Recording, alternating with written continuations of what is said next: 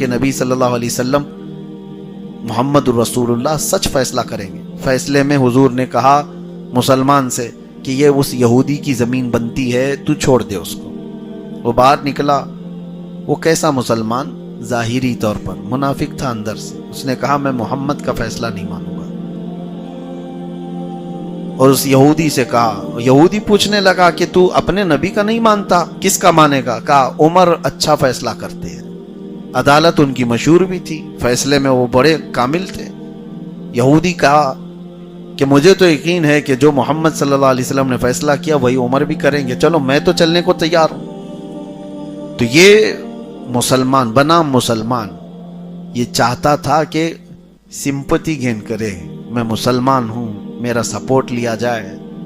حضرت عمر کے پاس آیا اور اپنی بپتا بیان کی کہ ایسے ایسے معاملات ہیں، یہودی میرے اوپر حاوی ہو رہا ہے، میں تو مسلمان ہوں، میرے حق میں کچھ فیصلہ کیجیے۔ تو یہودی پہلے کہنے لگتا ہے، اس کی بات کے بعد عمر ابن خطاب، ہم یہی میٹر لے کر رسول اللہ کے پاس گئے تھے، تمہارے نبی کے پاس گئے تھے۔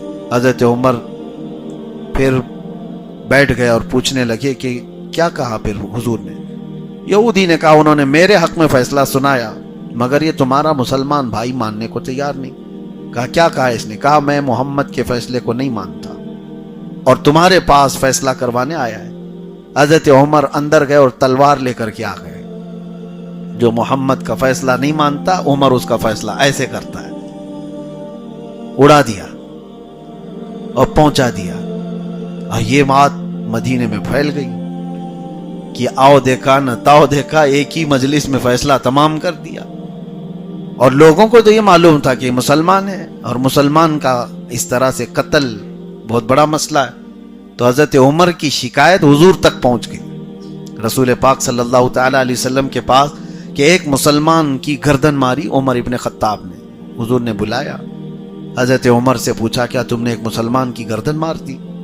کیسے تم نے جرأت کی؟ حضرت عمر کہتے ہیں یا رسول اللہ میں اس کو مسلمان مانتا ہی نہیں تھا، میں اس کو مسلمان مانتا ہی نہیں تھا۔ کہا کیوں؟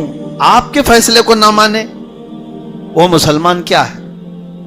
تو یہ تو حضرت عمر کا اپنا اجتہاد تھا، ان کا خود کا ایمان تھا، ایسا حکم نہیں تھا۔